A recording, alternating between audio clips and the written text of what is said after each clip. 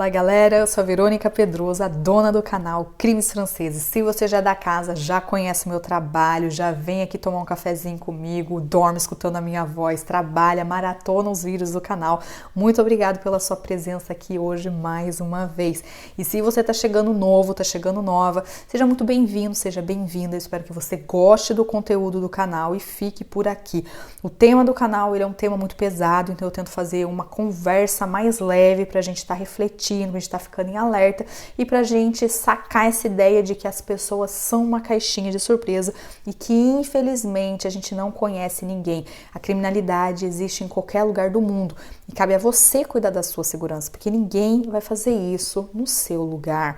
O caso que eu vou contar hoje é um caso bem antigo, um caso que muitos inscritos pediram, e é o caso do Marcel Petiot. O Marcel Petiot, ele nasceu no ano de 1897. Não costumo falar muita data aqui, mas esse eu tenho que falar para a gente se situar em qual ano a gente está, em qual época estamos, né, falando desse caso. Então ele nasceu no ano de 1897, numa família de classe média alta, nunca faltou nada para ele. Desde a infância, ele era muito inteligente, todo mundo via isso, ele captava as informações muito rápido, conseguia resolver problemas de matemática, ele era muito inteligente, mas ao mesmo tempo que ele era muito inteligente, ele era muito malvado. Gostava de fazer umas coisas estranhas, por exemplo, ele torturava gato, ele roubava sempre que ele podia, ele não tinha limite nenhum. Para vocês terem uma ideia, uma vez na escola, quando ele tinha lá seus 10, 11 anos, ele levou a arma do pai dele para mostrar para a galera, ficar se vangloriando, ele não tinha limite. Então, ao mesmo tempo que ele era muito inteligente, ele era muito cruel. Claro que muitos psiquiatras da época foram conversar com o Marcel, porque os pais pediram, né, um acompanhamento, uma ajuda, e muita gente, né, muitos profissionais da época classificaram ele como louco. Na época era assim, a gente não tinha essas coisas de déficit disso, déficit de aquilo, não, era louco. Então ele foi considerado por muitos psiquiatras como sendo uma pessoa louca, e mesmo sendo muito inteligente, ele tinha essa parte dele aí, ele era louco, ele deveria ser internado. Mas isso não foi feito na infância e na adolescência do Marcel. O tempo foi passando e chegou a Primeira Guerra Mundial, no ano de 1914.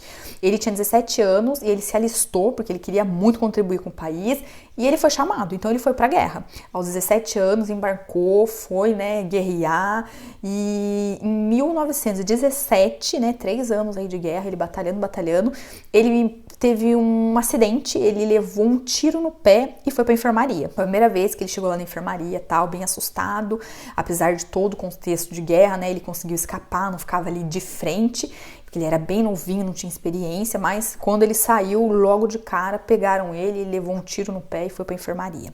Na enfermaria, né, ele foi sendo tratado ali, e ele começou a fazer uma coisa que ele sabia fazer muito bem, gente. Ele começou a roubar na enfermaria, mas roubar geral. Eu roubava tudo de todo mundo, não respeitava nada.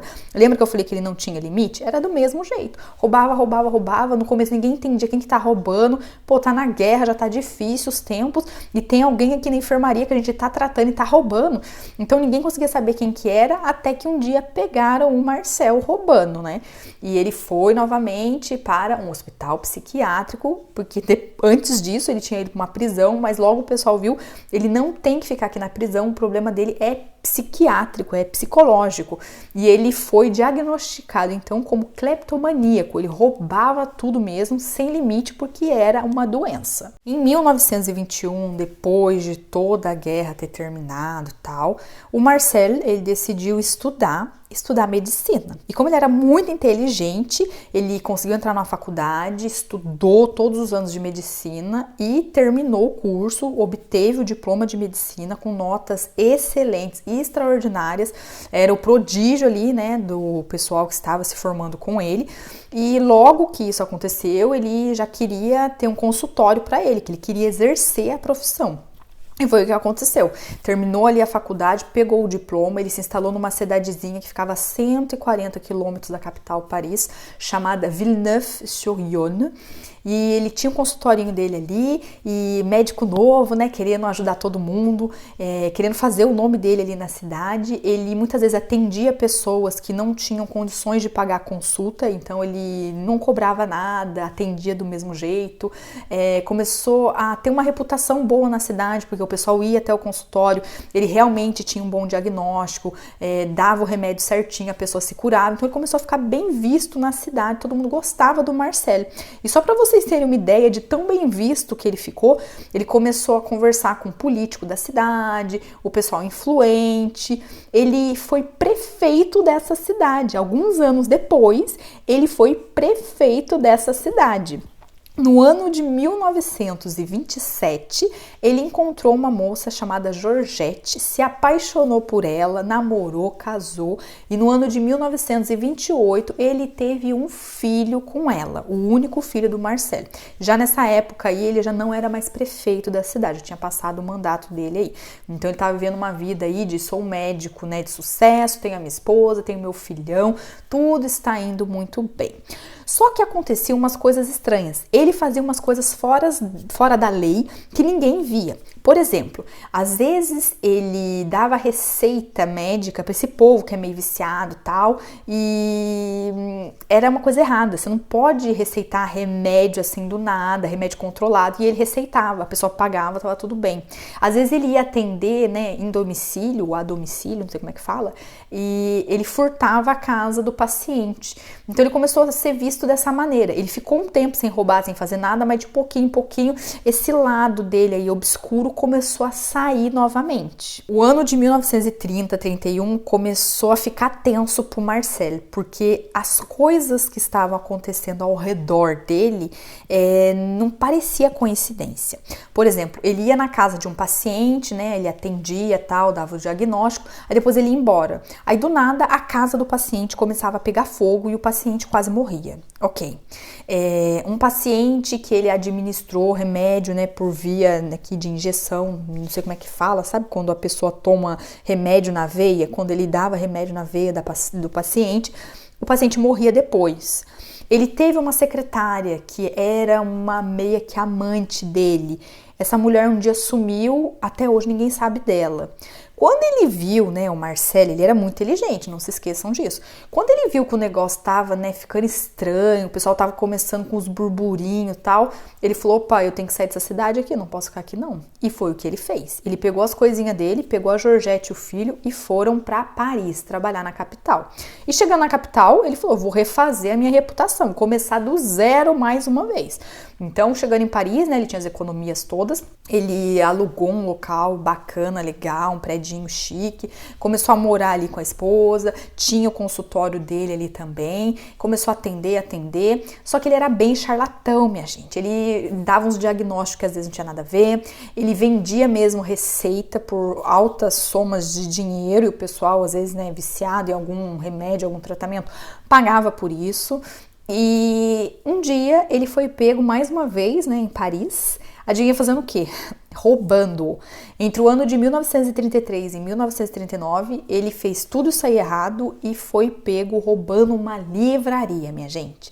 E ele foi preso, mas lá na prisão viram que não era o local para ele, porque o que ele tinha não era nada de prisão, ele precisava de cuidados psiquiátricos, porque ele era cleptomaníaco. E ele ficou 7 meses numa clínica, mas depois ele saiu. Com a chegada da Segunda Guerra Mundial, minha gente, precisamente no ano de 1941, o Marcel, ele decidiu colocar em prática um plano cruel e maquiavélico que ele tinha na cabeça dele ali. Se lembra que ele era bem inteligente, né? Ele tinha muita grana, ele comprou um prédio lá em Paris, reformou o prédio do jeito que ele queria e o intuito dele era ajudar os judeus a fugirem dessa guerra. Então, de pouquinho em pouquinho, ele espalhou essa notícia ali por Paris, para todos os judeus. Ele dizia, quem quiser sair da guerra e ir para a Argentina, me dá uma boa grana, vocês vêm aqui para o meu hotel, ficam aqui escondidos, eu vou dar uma injeção em vocês, que é uma vacina contra todas, né, as doenças lá da Argentina, né, da América. E depois disso, vocês vão pegar um barco e vocês vão sumir daqui e vocês não vão ser perseguidos. Então todo mundo conhecia o Marcel nessa época como o Salvador, né? Ele tá aqui para ajudar os judeus. Então muita gente começou a pagar. Para vocês terem uma ideia de como foi essa reforma que ele fez nesse hotel, ele construiu no porão do hotel um lugar que era bem escondido e tinha tipo uma câmara secreta, onde tinha um lugar para a pessoa sentar. Era um lugar que tinha só uma janelinha, que o Marcel ficava do lado de fora olhando, e só tinha como abrir essa câmara secreta do lado de fora. A pessoa entrava ali, depois de tomar essa injeção, né, essa vacina para não ter essas doenças tropicais, e ela ficava esperando para ela acordar e ir para o barco e partir então para a Argentina. Mas isso não acontecia, minha gente. Muita gente, né, ao longo da guerra começou a perceber que vários judeus, né, foram a falar com o Marcel, pagaram a grana, receberam a vacina, né, para as doenças tropicais e nunca chegaram até a Argentina. Então começou a ficar estranho para ele. Eu já vou ter que falar para vocês aqui sobre essa vacina que ele dava nas pessoas e eu acho que todo mundo já tá sacando, né? Ele convidava esses judeus para irem até esse hotel. Ele dava essa vacina, que na realidade era um veneno, a pessoa ia depois para a câmara e ele, o Marcel, do lado de fora, ele ficava observando a pessoa agonizar dentro dessa câmara secreta. Então ele pegava a grana da pessoa, a pessoa chegava com uma malinha, ele pegava essa malinha, os pertences de valor que ele queria, depois ele levava essa pessoa para essa câmara secreta para ela morrer. Então a pessoa morria ali, ele pegava o corpo da pessoa e sumia da maneira que ele podia. Cortava, queimava, depois jogava no rio, ele tentou sumir. Só que eram várias e várias e várias pessoas que iam. Aconteceu uma coisa no ano de 1944, os alemães, eles tomaram ali a rua onde tinha o hotel do Marcel. E ele vendo isso, ele sabia que tinha muitos corpos no local, ele não sabia o que fazer, ele entrou em desespero e ele falou, tem que sair daqui, eu tenho que sumir. E o que o Marcel ele fez nesse ano de 1944, quando ele sabia, os alemães vão entrar aqui? Ele colocou fogo no hotel, no porão, em tudo e saiu, sumiu. Os vizinhos, eles começaram a sentir um cheiro horrível de podridão. Aquele cheiro ruim, né? E chamaram a polícia. Tá acontecendo uma coisa, tem um fogo saindo ali daquele hotel. A polícia chegou, viu que realmente estava tudo queimando, tentou encontrar o proprietário, não encontraram. Aí apagaram o fogo ali com os bombeiros, foram entrando e descobriram uma coisa horrorosa. Tinha essa câmara secreta, tinha corpos para tudo quanto é lado, queimando. Os corpos estavam cortados, divididos e era uma cena de horror. É claro que a polícia, eles constataram ali que o cheiro, né, de podridão, o cheiro ruim com a fumaça era por conta desses corpos que estavam ali e muitos estavam no estado avançado de decomposição. A polícia foi andando, foi olhando, eles encontraram 72 malas, vários pertences de várias pessoas, eles não estavam entendendo nada.